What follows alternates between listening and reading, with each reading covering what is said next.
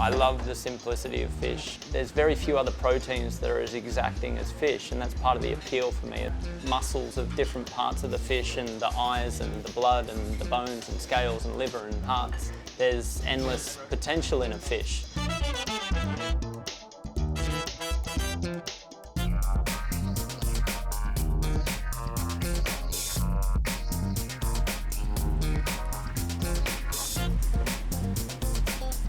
We try to remove some of the noise out of our cooking. King George whiting we've got on the menu tonight. We're crumbing it just before service, and then we pan fry it in a pan using clarified butter. We don't deep fry it. The little tail's still on. The sauces that come with it are not touching the fish, and we make all of them. So that's kind of the mantra that we follow here, is don't mess with the actual product. Like, people are coming here for the best fish. In the beginning, there was all those considerations, whether or not you put the token steak on the menu. But then ultimately, there's more restaurants than there ever has been in Sydney, let alone Australia. It came to me more as this level of confidence that I had, where I'm like, I really want to do fish. I wanted people to always reference St. Peter if you want to try really beautiful Australian fish.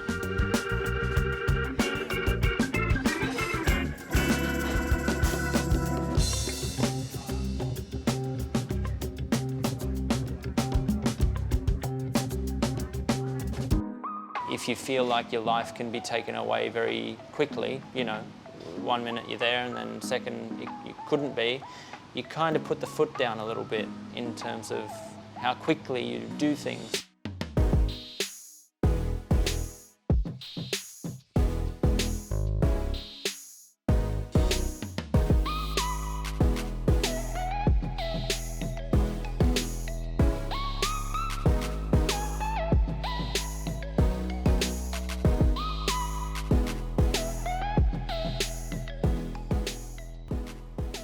If you buy a fish that's 4 kilos and it yields 2 kilos worth of soft offal and bits and pieces, to put it in the bin would be foolish.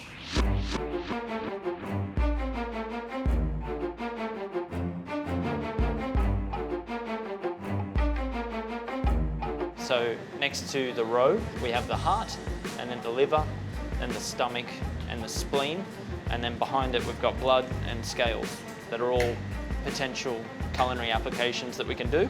The heart and the spleen being more, you know, iron rich. We salt them and then we dry them and sometimes smoke them, and then we chop them by hand and put them through an exo sauce and then maybe cook that over charcoal. So we can diversify the technique, and it's a fantastic way of experiencing offal maybe for the first time, because it's not as if you're texturally confronted by blood and softness. The liver is probably my favourite and probably the best entry-level organ to try. Very similar to a duck liver, like foie gras, which is, you know, more like just butter and richness.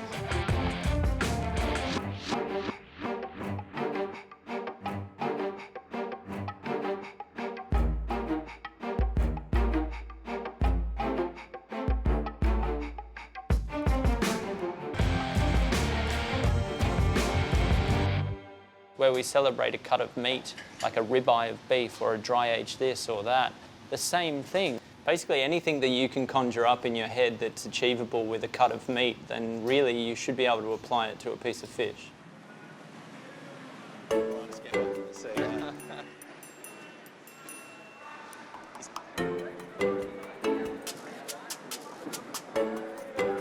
All the scales are pretty much still intact, there's no damage. It's got a nice bit of mucus on the outside of it. It's good fish. Farms serve a purpose, and they create this moment throughout the whole year where you can have a consistent product, whereas I like the variables that a wild fish offer. Like, it's never perfect, and when they are, it's kind of a really exciting moment.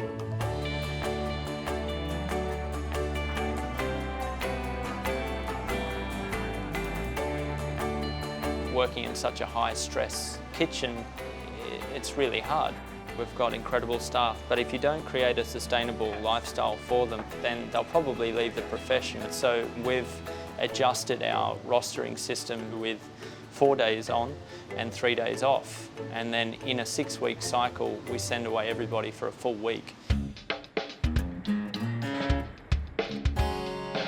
Marrying my wife and having 3 children are all you know, nothing surpasses that.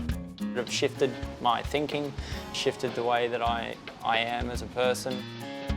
To keep myself going is, you know, seeing the kids every day, dropping them off at school, seeing my wife maybe before she goes to bed, just watching how they eat, what they find yucky. It's fascinating, and that really gives insight into that level of humility that you need to bring to food to remain normal and grounded and cook for real humans that really enjoy nice things.